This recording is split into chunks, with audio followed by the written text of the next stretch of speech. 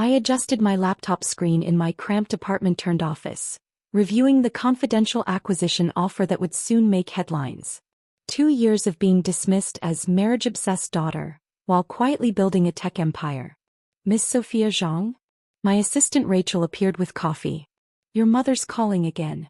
About the family dinner tonight. I glanced at my screen showing the email from Forbes. If only they knew. Did she mention if David's coming? I asked, referring to the lawyer my mom's friend wanted to set me up with. Yes. Apparently he just made junior partner. Of course. Mom never missed a chance to parade eligible men at family gatherings. The dinner was at the house I grew up in, where Mom could simultaneously showcase potential suitors and critique my life choices. I arrived late, still in my startup founder outfit of jeans and a blazer. Sophia, darling, Mom sighed, couldn't you dress up? David's very successful. David stood holding court in his tailored suit, surrounded by admiring relatives. Law firm life is demanding but rewarding. If they only knew about the offer sitting in my inbox. An acquisition that would make partner salaries look like pocket change. How's the little website going? Dad asked between conversations with David.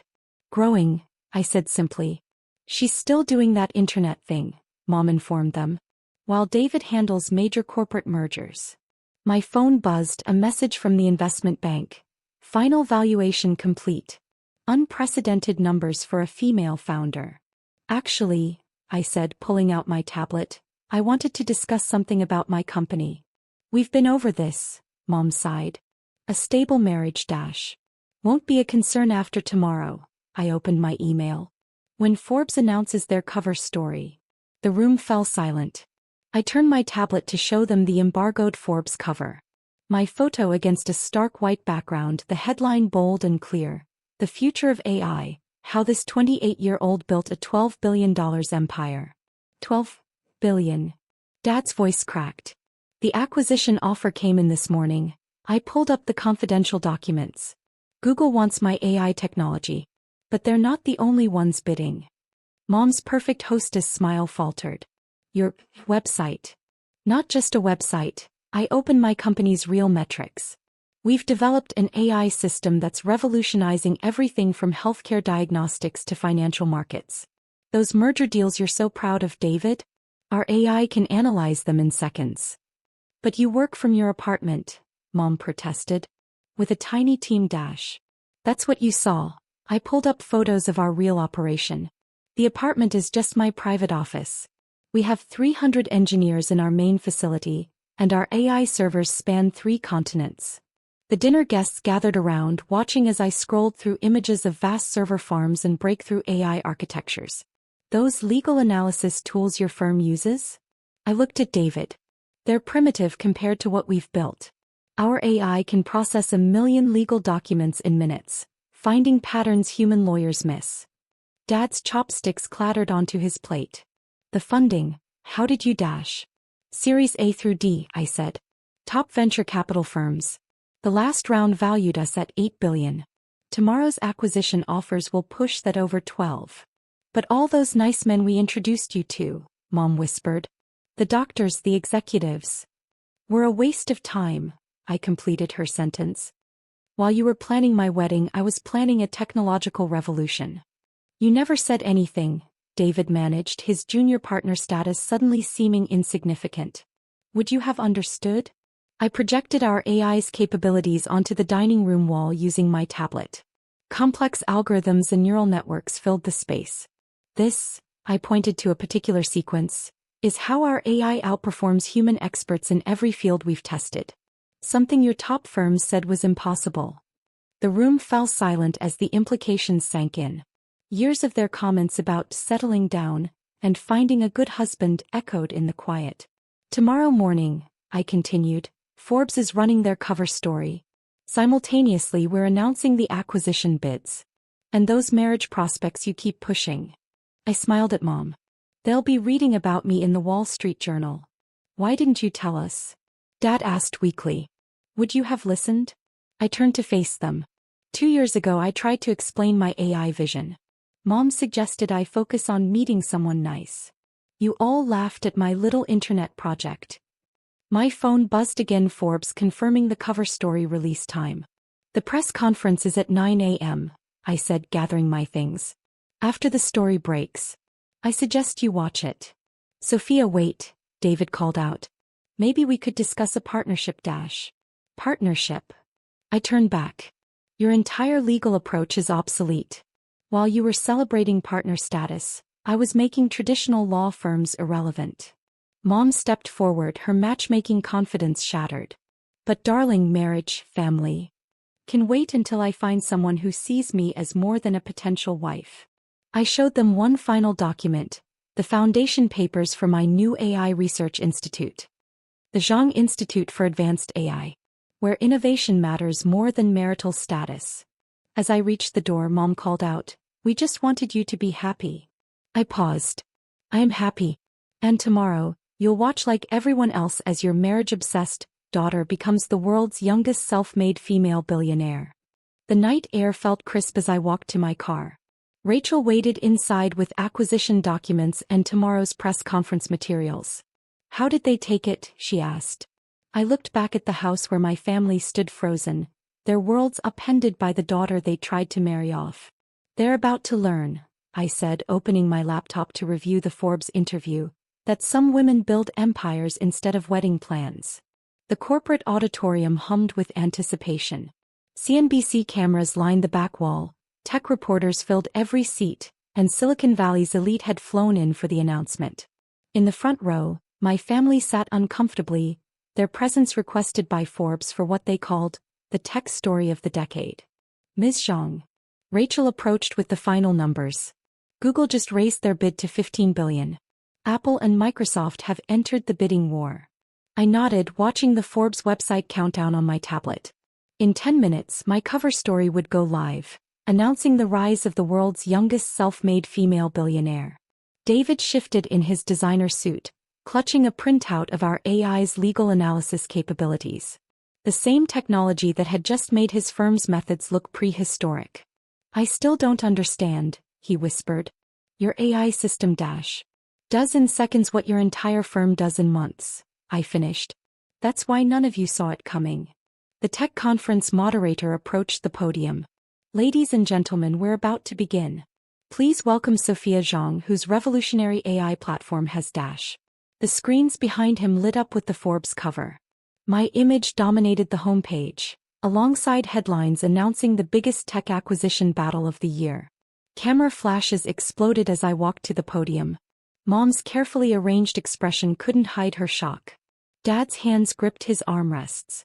2 years ago, I started coding in my apartment, believing AI could transform how we process information.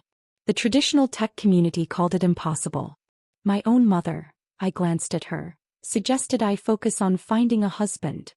The screens filled with our AI's capabilities, processing speeds and accuracy rates that made traditional software look like calculators. What you're seeing isn't just another tech startup, I continued. It's a fundamental reimagining of how artificial intelligence can think, learn, and solve problems. We've created an AI that doesn't just process data. It understands context, nuance, and human intention. I pulled up live demonstrations. Medical diagnosis with 99.8% accuracy. Legal document analysis in minutes instead of months. Financial market predictions that outperform every human analyst. The audience gasped as the results played out. David's legal career achievements seemed suddenly quaint. The applications are limitless, I continued. Every industry will be transformed. Every professional service we thought required human expertise becomes automatable. Every limitation we accepted becomes optional. But the testing, David interrupted. The regulatory compliance is already completed, I replied. While you were celebrating partner status, I was quietly building the most advanced AI platform in history.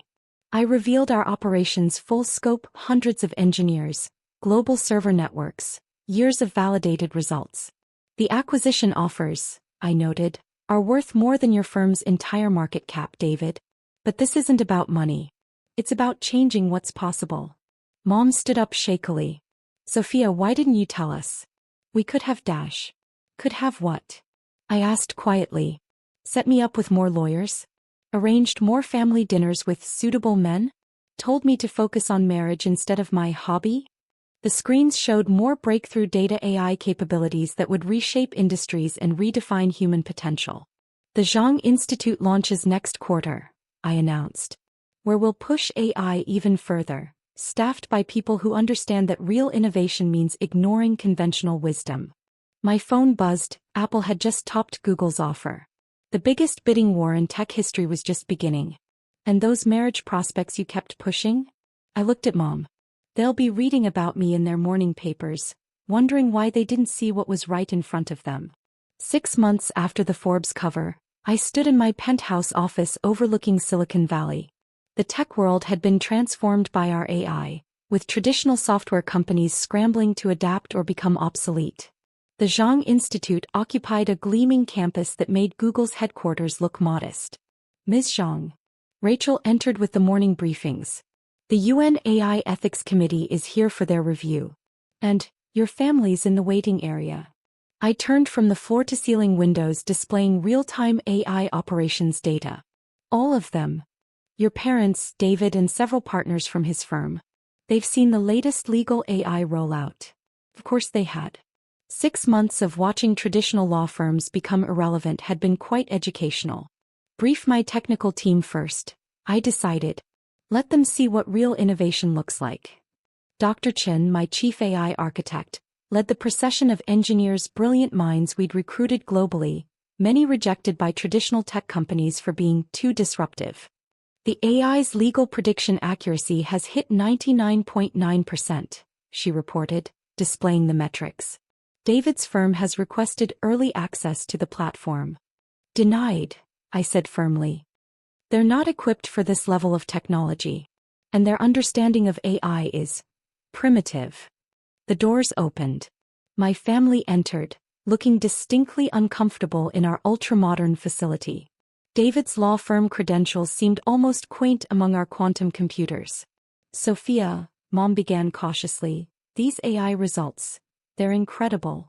No, I corrected, they're what happens when you focus on innovation instead of marriage. I gestured to the wall of screens showing our AI processing global data in real time. 6 months.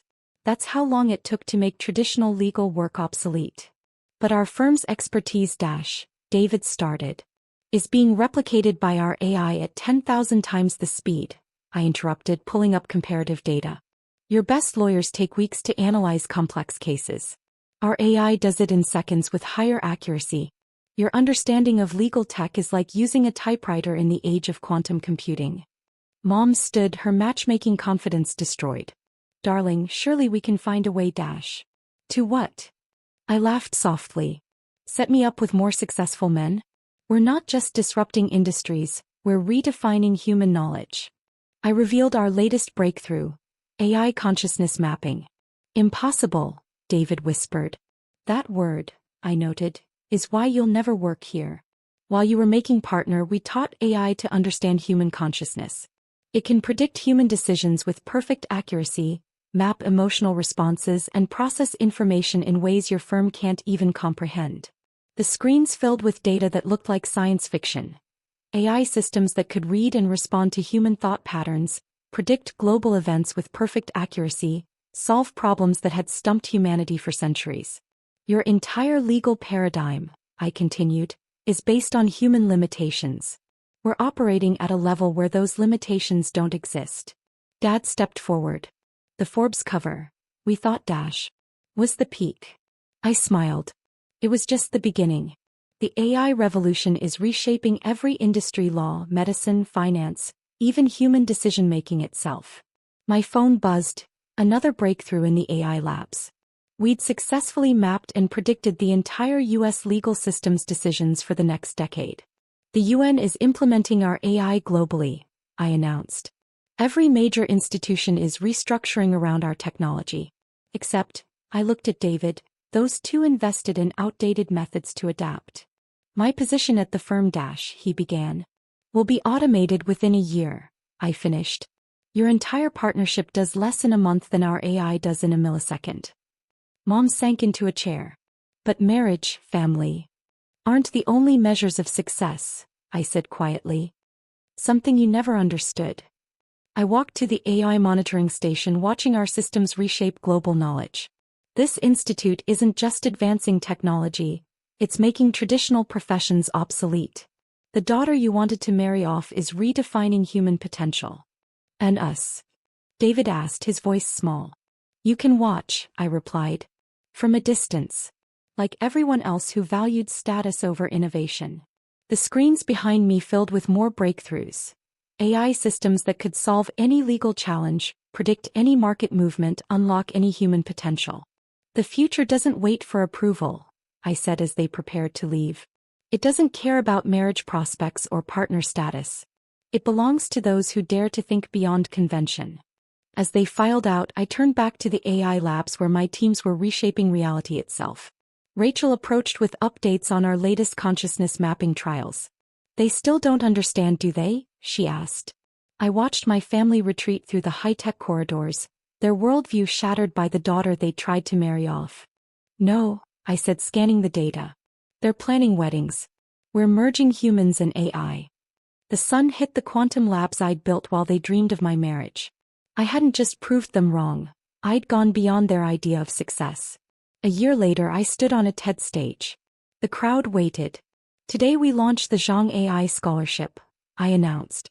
$10 billion for young innovators, especially women told to marry instead of dream. Mom sat in the audience, eyes wet. A year of watching me change global tech had silenced her talk of suitors. Our first recipient, I said, is a 19-year-old girl whose parents wanted her to find a husband instead of studying quantum computing. Sound familiar? The crowd laughed. On screen, our AI showed this moment would spark a cultural shift for women in tech. Success isn't in rings, I said. It's in lives changed and futures reimagined. Later, Mom whispered, I was wrong. About everything. I hugged her. You gave me motivation, proving people wrong. Behind us, screens showed AI solving problems once thought impossible. And marriage, she asked. When I meet someone who dreams as big as I do, I smiled. But until then, I'm building a legacy of innovation. The future glowed ahead, clear to me and already predicted by our AI.